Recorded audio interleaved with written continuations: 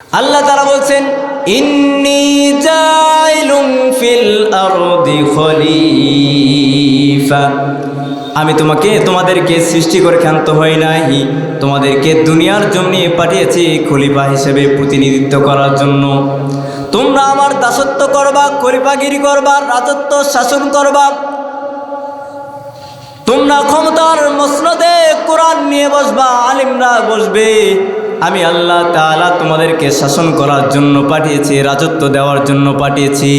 তোমরা একমাত্র আমি রবকে সিজদা দিবা, আমি রবের হুকুম মানবা, এবং আমি তোমাদেরকে সেই শাসনকর্তা হিসেবে পাঠিয়েছি। সুবহানাল্লাহ। আল্লাহ তাআলা এই দুনিয়াতে আমাদেরকে পাঠিয়েছেন বড় আদর করে ভালোবেসে পরীক্ষা নেবেন। দুনিয়ার শেষে দুনিয়ার মায়া ত্যাগ করে মানুষ যখন মৃত্যুর স্বাদ গ্রহণ করে দুনিয়ার মায়া থেকে চলে যাবে, পরকাল বলতে একটা জীবন আছে না নাই? আছে না নাই? কোনো মানুষ এইটা অস্বীকার করতে পারবে না। এইটা মুসলমানদের জন্য একটা বিশ্বাসের বিষয়। আল্লাহ তাআলা দুনিয়াটা এমনভাবে সৃষ্টি করলেন যে দুনিয়ার এই ক্ষণস্থায়ী জীবনের মধ্যে সব কিছু থাকবে, ভোগ বিলাসিতা থাকবে, খাওয়া দাওয়া থাকবে, পরিধান করা থাকবে, সন্তান প্রতিপালন করা থাকবে, এবং আমাদের সমাজে চলাফেরা করা থাকবে, রাষ্ট্র পরিচালনা করা থাকবে, ইউনিয়ন পরিষদ পরিচালনা করা থাকবে, মেম্বারের ওয়ার্ড পরিচালনা করা থাকবে, সমস্ত কাজকর্ম দুনিয়ার মধ্যে থাকবে। আর দুনিয়ার শেষ হওয়ার পর, মৃত্যুর শেষ হওয়ার পর মানুষের পরকালের জগতে গিয়ে তার হিসাব নিকাশ হবে। আল্লাহ তাআলা বলছেন আল্লাযী খালাকাল মাউতা ওয়াল হায়াতা লিয়াবলুয়াকুম আইয়ুকুম আহসানু আমালা। আমি আল্লাহ তাআলা হায়াত এবং মৌতকে সৃষ্টি করেছি লিয়াবলুয়াকুম আইয়ুকুম আহসানু আমালা, তোমাদেরকে পরীক্ষা করব। দুনিয়ার এই ক্ষণস্থায়ী জীবনের মধ্যে তোমাদেরকে পরীক্ষা করার জন্য পাঠিয়ে দিয়েছি যে কে ব্যক্তি উত্তম আমল করতে পারে। যে ব্যক্তিটা দুনিয়ার চলাচলের সময় উত্তম আমল করতে পারবে, আল্লাহ রাব্বুল আলামিন পরকালে তার জন্য নাজাতের জরিয়া হয়ে যাবে। সুবহানাল্লাহ। আল্লাহ তাআলা আমাদেরকে উত্তম আমল করার জন্যই দুনিয়াতে পাঠিয়েছেন। পরীক্ষার হলের মধ্যে যেমন শিক্ষক ছাত্রকে কোনো বাধা দেয় না, ছাত্র পড়ালেখা করলেও পরীক্ষার খাতায় লেখালেখি করলেও কোনো কিছু বলে না, ভুল লিখলেও কোনো কিছু বলে না, সঠিক লিখলেও কোনো কিছু বলে না, তেমনি রব্বুল আলামিন আমাদেরকে এই দুনিয়ায় এমনভাবে ছেড়ে দিয়েছেন, আমরা যদি রব্বুল আলামিনের কুদরতে পাই জীবনভর সিজদা না দিই, রব্বুল আলামিন আমাদের ডান কান বাম কান ধরে মসজিদের দিকে নিয়ে যাবেন না। আমরা যদি অন্যায়ভাবে দুনিয়াতে চলাচল করতে থাকি, রব্বুল আলামিন আমাদেরকে কান ধরে মাথা ঘুরিয়ে দিবেন না। তবে সাবধান, যে সমস্ত মানুষগুলো অন্যায়ভাবে একজন আরেকজনের উপর জুলুম করে, একজন আরেকজনের হক মেরে খায়, আল্লাহ রব্বুল আলামিন দুনিয়াতে তাদের শাস্তির ব্যবস্থা করে দিয়েছে। ঠিক কিনা বল? আপনি ক্ষমতার বলে দুনিয়াতে, আপনি ক্ষমতার বলে একটা প্রশাসনের দায়িত্ব পেয়েছেন, একটা কর্মকর্তা হয়েছেন, রাষ্ট্রনায়ক হয়েছেন, চেয়ারম্যান হয়েছেন, এমপি হয়েছেন, মন্ত্রী হয়েছেন, তাই বলে রব্বুল আলামিনের এই পরীক্ষার হলে আপনি আরেকজনের উপর জুলুম করবেন, এটা কি রব মেনে নেবেন? এটা কি রব মেনে নেবেন? পরীক্ষার হলের মধ্যে যেমন একজন ছাত্র আরেকজন ছাত্রকে কোনো প্রকার ডিস্টার্ব করতে পারে না, রব্বুল আলামিন এই দুনিয়ার মধ্যেও তেমন একজন মানুষ আরেকজন মানুষের উপর জুলুম করবে, রব্বুল আলামিন এইটা বরদাস্ত করবেন না। আপনি যত বড়ই ক্ষমতাবান হন না কেন, রব্বুল আলামিন এইটা বরদাস্ত করবেন না। রব্বুল আলামিন এই দুনিয়ার ক্ষণস্থায়ী জীবন শেষ করে রব্বুল আলামিন পরকালের একটি জীবন রয়েছে, এই জীবনের প্রতি বিশ্বাস স্থাপন করা মুসলমানের দায়িত্ব। ঠিক কিনা বলেন? ঈমানে মুফাসসালের মধ্যে একটি অধ্যায় রয়েছে ইয়াউমুল কিয়ামা, ইয়াউমুল আখিরা, শেষ দিন, শেষ বিচারের দিন, কিয়ামতের দিন। একটি অধ্যায় রয়েছে, যে অধ্যায়ের উপরে আমাদেরকে বিশ্বাস স্থাপন করতে হবে। যদি আমরা সারা জীবনভর রব্বুল আলামিনকে সিজদা দিয়ে গেলাম, আমাদের জীবনের সব কিছু রব্বুল আলামিনের উপরে বিসর্জন দিয়ে দিলাম, সমর্পণ করলাম, কিন্তু রব্বুল আলামিনের যে পরকাল একটি বিষয় দিয়েছেন, আখিরাত একটি বিষয় দিয়েছেন, কিয়ামত একটি বিষয় দিয়েছে, সেইটার উপর আমরা যদি বিশ্বাস স্থাপন না করি, আমরা জীবনেও মুসলমান হতে পারবো না, ঈমানদার হতে পারবো না। আপনি যত বড়ই নামাজি হন না কেন, পরকালকে বিশ্বাস করতে হবে, পরপারের জগৎকে বিশ্বাস করতে হবে, কিয়ামতের দিনকে বিশ্বাস করতে হবে।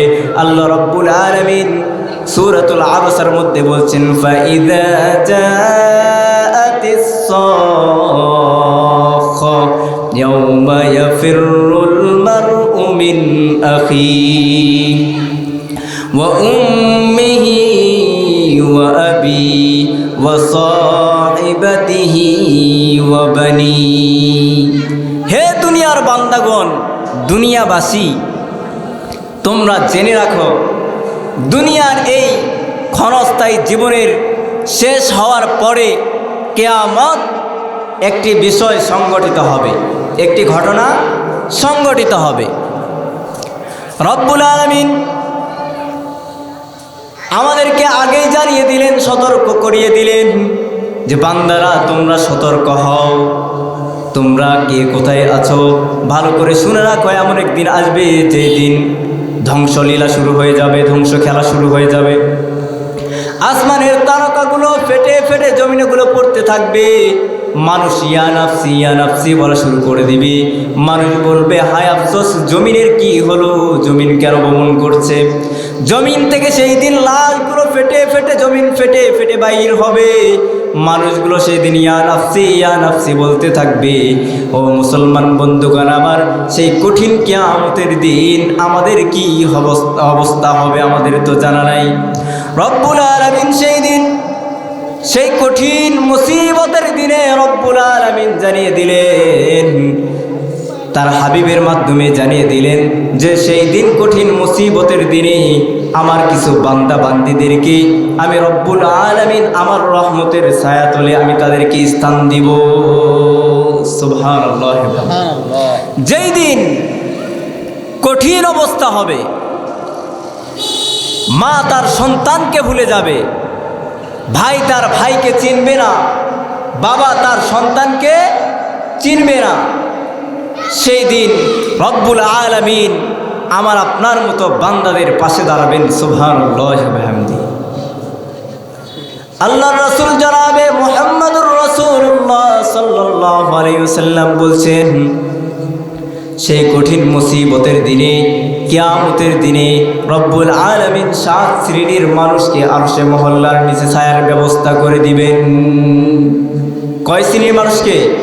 7 শ্রেণীর মানুষকে রব্বুল আলামিন আরশে মহল্লার নিচে ছায়ার ব্যবস্থা করে দিবেন। আমাদের জানার দরকার আছে না নাই? ছায়ার দরকার আছে না নাই? আছে না নাই? আছে, আলহামদুলিল্লাহ। আল্লাহ তাআলা আমরা সবাইকে, আল্লাহ তাআলা যেন আমাদের সবাইকে জানা এবং আমল করার তৌফিক দান করেন। আল্লাহুম্মা আমিন। আল্লাহ তাআলা আমাদেরকে জানার তৌফিক দান করে দিক।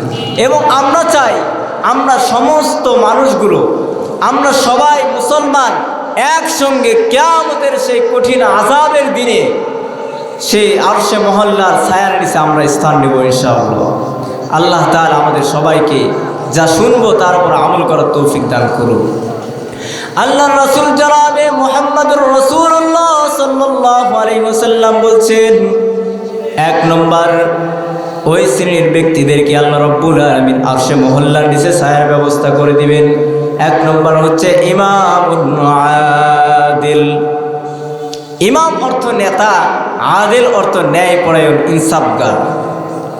1 নম্বরে যেই নেতা, যেই শাসক ন্যায়পরায়ণ শাসক হবে, রব্বুল আলামিন সেই শাসককে আরশে মহল্লার নিচে ছায়ার ব্যবস্থা করে দিবেন।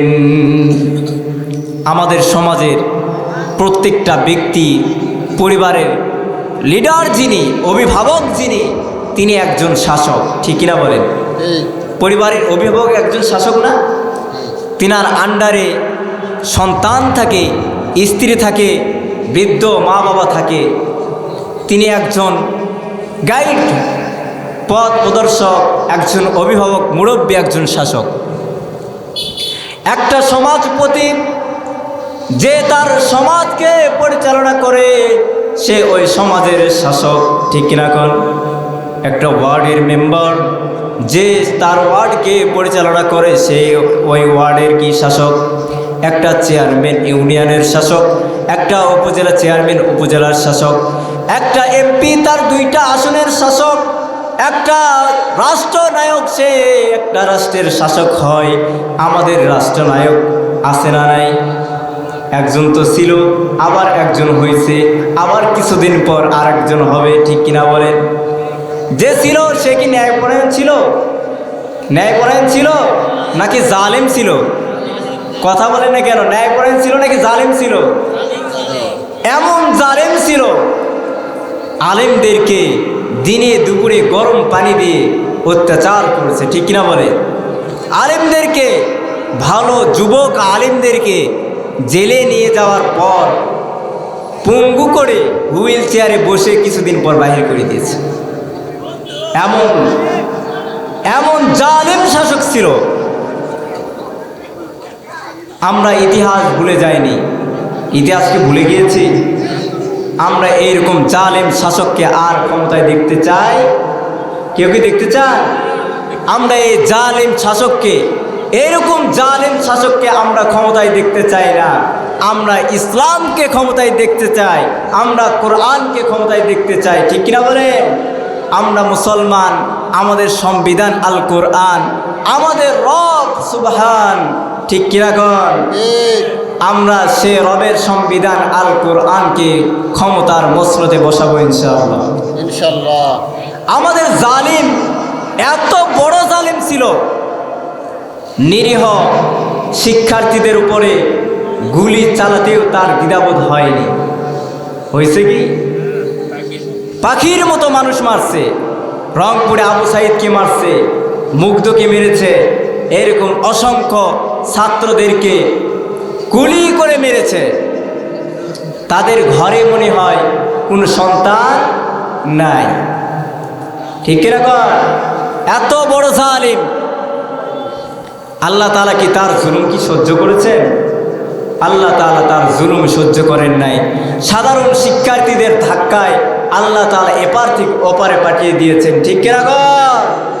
সুতরাং আবার যারা ক্ষমতায় আসতে চাচ্ছেন, ক্ষমতায় আসার জন্য লাফালাফি করতেছেন, তাদেরকে বলতে চাই, ক্ষমতার চেয়ারে বসে অপব্যবহার করবেন না।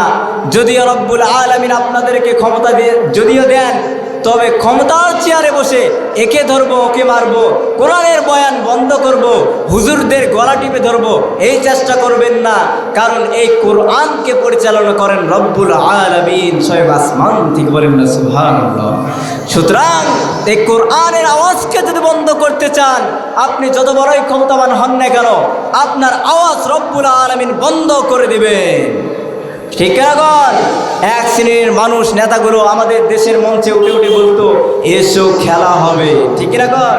তারা খেলতে চাইতো কাদের সঙ্গে? কোরআনওয়ালাদের সঙ্গে। কোরআনওয়ালাদের সঙ্গে যারা খেলতে চায়, রব্বুল আলামিন বলছে কোরআনওয়ালারা তাদের সঙ্গে খেলবে না, আমি রব্বুল আলামিন তোদের সঙ্গে খেলবো। তোদেরকে বাংলাদেশের মতো এই সামান্য দেশ থেকে তোদেরকে লাঞ্ছনা অপমান করে তোদেরকে তাড়িয়ে দিব, ঠিক কিনা বলেন? রব্বুল আলামিন যারা এই কোরআনওয়ালাদের সঙ্গে খেলতে চেয়েছিল, রব্বুল আলামিন তাদেরকে এমনভাবে নিখোঁজ করে দিয়েছেন, তাদের খোঁজ খবর আমরা পাই না। সোশ্যাল মিডিয়াতে বলেন, যে জায়গাতে যান, কেউ তাদের খোঁজ খবর পায় না, কারণ তারা এখন ইঁদুরের গর্তের মধ্যে ঢুকে গিয়েছে, ঠিক কিনা বলেন? সুতরাং যারাই ক্ষমতায় আসতে চাচ্ছেন, সাবধান হয়ে যান।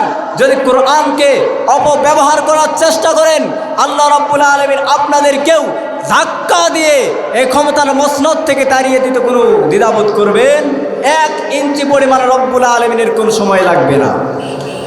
সাবধান হয়ে যান।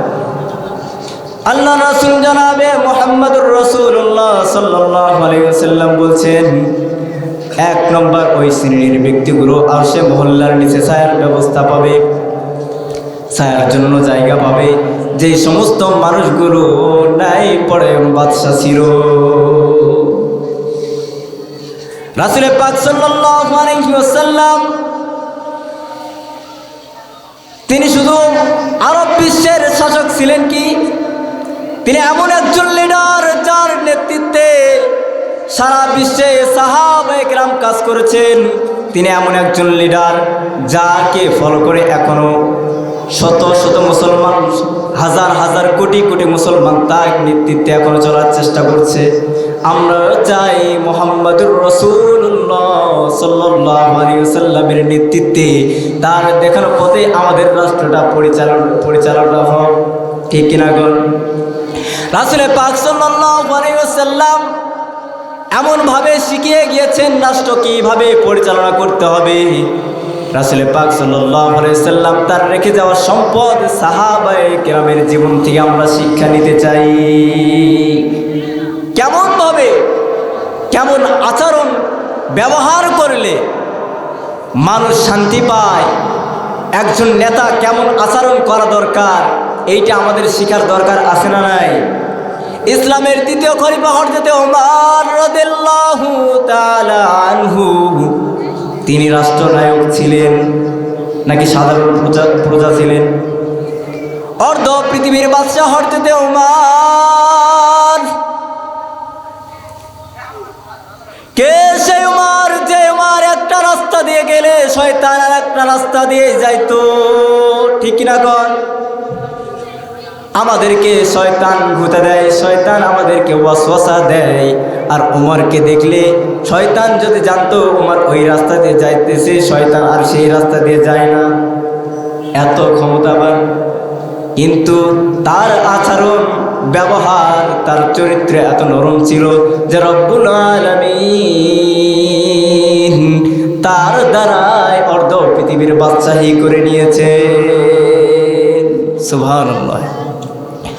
ওমর রাদিয়াল্লাহু তাআলা আনহু অর্ধ পৃথিবীর বাদশা হওয়ার পরেও রাতের আধারে ঘুমে যান নাই। ওমর রাদিয়াল্লাহু তাআলা আনহু রাতের আধারে অলি গলিতে, মদিনার অলি গলিতে ঘুরে ঘুরে দেখতেন কোন মানুষ কান্না করতেছে, কার মনের বেদনা কতটুকু। আর আমাদের নেতাগুলো একটু ক্ষমতা পাইলে চোখ বন্ধ করে ঘুমিয়ে যায়। জনগণের টাকা মেরে দিয়ে তার একের পর একটা, দুইয়ের পর চারটা গাড়ি করা লাগে, ঠিক কিনা গণ? এক জায়গায় বাড়ি আছে আর এক জায়গায় বাড়ি করার ধান্দা করে। বাংলাদেশে বাড়ি আছে 8টা, আরো ইউরোপ কান্ট্রিতে কয়টা বাড়ি করবে সেই ধান্দা করে, ঠিক কিনা গণ? আর ওমর রাদিয়াল্লাহু তাআলা আনহু অর্ধ পৃথিবীর বাদশা হওয়ার পরেও তিনি রাতের আধারে ঘুমে যান নাই। তিনি মদিনার অলি গলিতে দেখতেছেন, খোঁজ নিতেছেন যে কোন বান্দাগুলো, আমার কোন প্রজাগুলো না খেয়ে আছে, কার কি মনের বেদনা আমাকে দেখতে হবে।